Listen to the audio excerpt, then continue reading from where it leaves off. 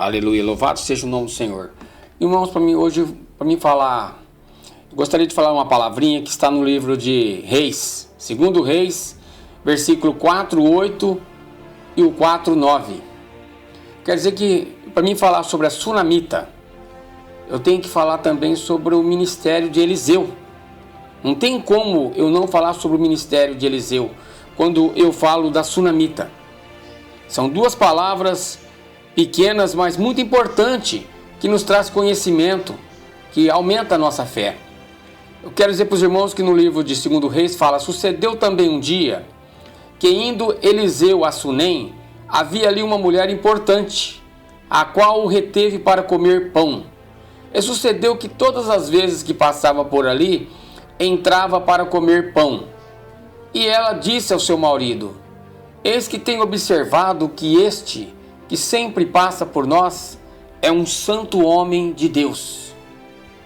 Irmãos, eu quero dizer que o profeta Eliseu, ele exercendo o seu ministério, saía frequentemente de sua casa em Samaria e percorria cerca de 56 quilômetros para chegar ao Monte Carmelo, local de seu retiro espiritual, onde ele se dedicava à oração, buscando a orientação de Deus.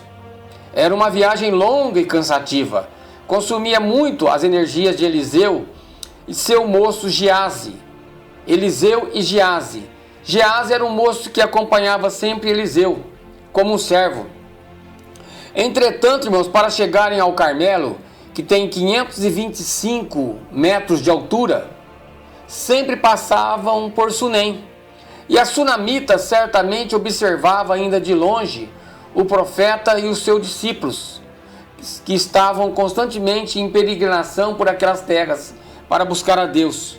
Quero dizer para os irmãos que o interessante é que a Sunamita, ela enxergou algo que toda uma cidade deveria ter visto, mas não viu.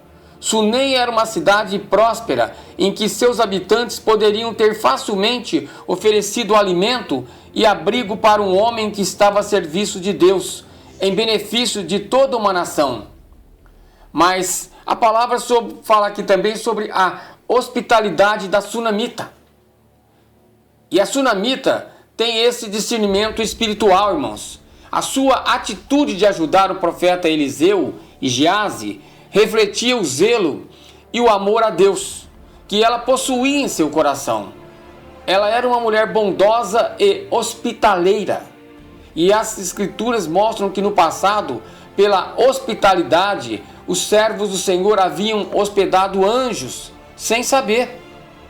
E ela pensava que ter o homem de Deus em sua casa representava uma oportunidade de um maior contato com o espiritual. Para ela, fazer o bem ao homem de Deus era como se estivesse honrando ao próprio Deus.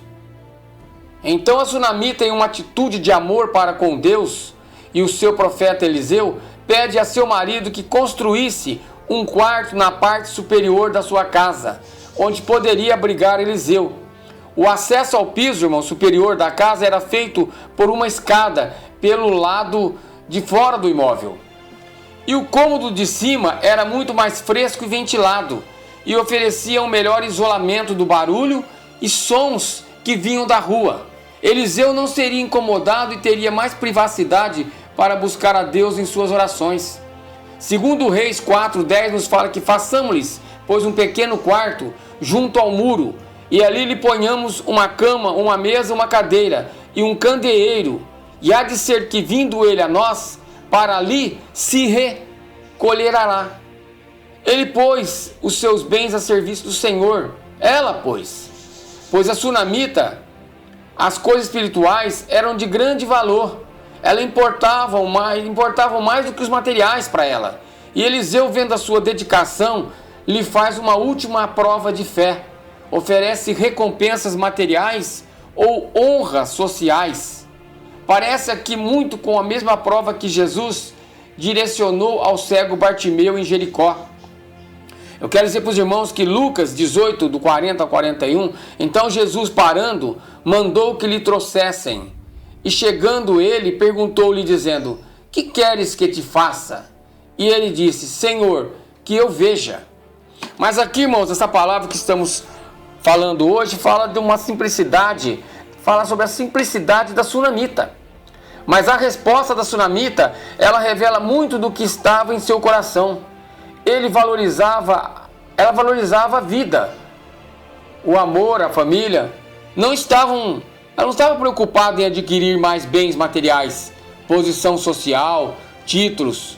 Ela reconhecia o valor imensurável da reunião familiar, o capital imponderável da felicidade de estar sempre entre os amigos. Segundo Reis, irmãos, 4:13, haverá alguma coisa de que se fale por ti ao rei ou ao capitão do exército? E disse ela, eu habito no meio do meu povo. O sonho da sunamita, irmãos, é a promessa de Deus. Eliseu ouve o sábio conselho de Geazi, que lhe informou que a sunamita não tinha filhos. Um antigo sonho dela, que desejou tanto, imaginou as roupinhas do bebê, podia até ver uma linda criança correndo pelos corredores da casa, mas era apenas um sonho esquecido, relegado ao passado. Mas Deus contemplava a sua generosidade e a sua hospitalidade. Deus tem visto isso em você. A dedicação em servir ao Senhor através da ajuda que oferecia seu servo Eliseu, e esta atitude de amor para com o homem de Deus, irmãos, gerou uma promessa que ela mal podia acreditar. A sunamita nunca esperou tamanha bênção. E dentro de um ano a promessa de Deus se cumpriu, porque amor gera vida, paz e alegria. Ela concebeu e deu à luz um lindo e abençoado menino, filho da promessa tal qual foi Isaque para Abrão e Sara. Agora aquele lar frio se enchia do calor do sorriso de uma criança. Uma família completava a felicidade dela. Em Israel, um filho era considerado a maior bênção e alegria de um pai, e uma mãe poderia alcançar. A mulher que não tinha filhos ficava profundamente envergonhada na sociedade. E a lei judaica dava ao marido o direito de se divorciar, caso a sua esposa não pudesse lhe dar um descendente que levaria o seu nome adiante.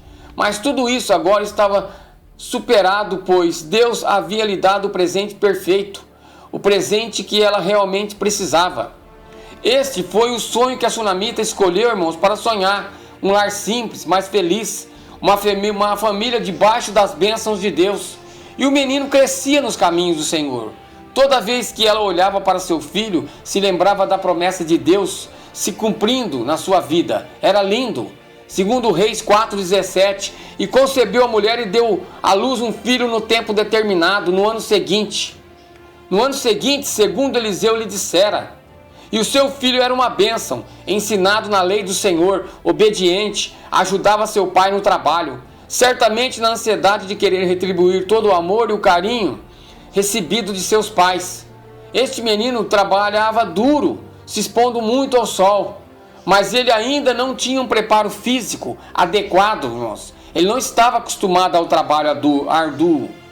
O sol de verão é muito forte naquela região, faz muito calor. Muitos estudiosos acreditavam que o filho da sunamita tenha sofrido de isolação, que dependendo da intensidade da exposição ao calor, ele pode levar até a morte, principalmente em jovens e em idosos. Segundo Reis 4:18-19 diz que, e crescendo o filho, sucedeu que um dia saiu para ter com seu pai, que estava com os segadores, e disse a seu pai, ai a minha cabeça, ai a minha cabeça. Então disse ao moço, leva-o à sua mãe. E o menino é levado à sua mãe, depois de algum tempo ele vem a falecer. Momentos terríveis passou aquela mulher. Era o vale da sombra da morte, ver seu único filho, quem ela amamentou com tanto zelo, muitas vezes acordando no meio da noite. Ela deu amor, deu carinho, ensinou as primeiras palavras, os primeiros passos, e ele estava ali nos seus joelhos. Ela podia sentir a sua vidinha pouco a pouco se esvaiando, sem poder fazer nada. Eu particularmente não posso nem imaginar a dor que se passa por uma situação como essa. E a sunamita olha para o seu filho, o seu sonho de ter uma família agora frio, gelado, morto, em seu colo. Mas se estava, irmãos, passando pelo vale da sombra da morte, ela não temeu. Ela não aceitou a morte do seu sonho. tomando os seus braços, o põe carinhosamente na cama do profeta Eliseu e parte para um duro embate, um caminho longo, uma jornada de 24 quilômetros na estrada que subia até o Monte Carmelo, para recuperar a vida de seu filho, fruto da promessa de Deus. Ao longe, ela responde ao profeta com palavras que demonstravam a sua certeza, a fé de que a vida do seu filho seria restaurada. A frase "vai tudo bem" faz-me lembrar da resposta de Abrão ao seu filho Isaque, quando este iria oferecê-lo em sacrifício a Deus. Está lá no livro de Gênesis 22:8. E disse a Abrão: Deus proverá para si o cordeiro para o holocausto. Meu filho, assim caminharam ambos juntos. E ao chegar diante de Eliseu, ela se prostra com o coração quebrantado. E Eliseu, sendo um homem poderoso em palavras e obras, nos deixa também uma lição de humildade. Aqui, ao invés de tentar dar um de adivinho, ele reconhece que Deus não havia lhe revelado o que estava acontecendo naquele momento. Segundo Reis 4:27, chegando ela, pois, ao homem de Deus, ao monte, pegou nos seus pés, mas chegou Geazi para retirá-la. Disse, porém, o homem de Deus: deixa-a, porque a sua alma está triste de amargura, e o Senhor me encobriu e não me manifestou. Deus não mostrou naquele momento a Eliseu de imediato o que havia acontecido. Eliseu então manda o seu discípulo Geazi pôr o seu bordão sobre o rosto do menino morto. Mas eu quero dizer para os irmãos que há tarefas que não são para Geazi realizar. Certas coisas exigem a presença do homem de Deus. A sunamita sabia disso. A luta por seu filho, insistindo com o profeta que não o deixaria enquanto ela não fosse com ela. Eliseu, vendo a disposição e a fé dela, levanta-se e acompanha. Geazi, que foi na frente deles, volta com notícias não muito boas. O bordão não funcionou. Algo parecido havia acontecido também com Jairo, quando buscava pela ajuda de Jesus, e os seus familiares chegaram dizendo que sua filha já estava morta. Ao que o mestre lhe deu a boa instrução: crê somente. Quer dizer para os irmãos que o bordão de Eliseu não funcionou, porque para se ressuscitar sonhos é preciso intercessão, súplicas e calor humano. Eliseu teve que orar de portas fechadas, pois ora ao teu pai que estás em secreto, e teu pai que vem em secreto te recompensará publicamente. Está em Mateus 6,6. É preciso, irmãos, insistência. Pedir, dar-se-vos-á. Buscar e encontrareis. Bater e abrir-se-vos-á. Mateus 7,7. Eliseu, após oração, transmite calor ao jovem através do contato direto com o corpo morto. Uma simbologia de que não podemos nos isolar daqueles que estão mortos espiritualmente, necessitando da nossa ajuda. Tal como Jesus, Eliseu não temeu a impureza cerimonial da lei, mas voltou a deitar-se sobre o menino, aquecendo-o novamente e transmitindo-lhe vidas. Muitas pessoas é preciso agir de igual forma, abraçando com muito amor os pecadores a quem desejamos ver ressuscitados. Segundo Reis 4:34, e subiu à cama e deitou-se sobre o menino, e pondo a sua boca sobre a boca dele, e os seus olhos sobre os olhos dele, e as suas mãos sobre as mãos deles, se estendeu sobre ele, e a carne do menino aqueceu. Eu quero dizer para os irmãos que a fé da sunamita ela foi honrada. O sonho de Deus ele não morre, temos que ter fé. Ela humildemente agradece e entra para a história de Israel como uma mulher sábia e de fé. Irmãos, Deus está perguntando para você hoje qual é o seu sonho. Eu sei que há muita gente com sonhos morrendo, gente que perdeu tanta coisa na vida e chega até aqui sem nem saber como. Talvez o seu sonho esteja esquecido no passado, você já nem se lembra mais do que é poder sonhar. Quem sabe o seu sonho é ver aquela pessoa amada ou familiar transformado, ressuscitado espiritualmente, liberto das drogas, dos vícios, do pecado, mas você precisa tomar uma decisão hoje. Veja, a sunamita decidiu firmemente que ela não aceitaria a morte da promessa de Deus na sua vida e partiu num longo caminho até o profeta. O caminho da restauração, irmãos, ele é longo e difícil. O primeiro passo da sunamita foi a transformação dela mesma. Resolveu confiar em Deus e se dedicar ao amor quando ainda nem tinha a perspectiva de ter um filho.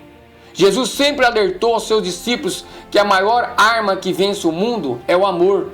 Resolva amar, renuncie à violência, renuncie às discussões, renuncie aos desentendimentos e tenha atitude de amor, perdoe, abraça, transmite calor humano e vida. E ore, confia no Senhor, Ele renovará suas forças. Louvado seja o nome do Senhor neste dia. Amém.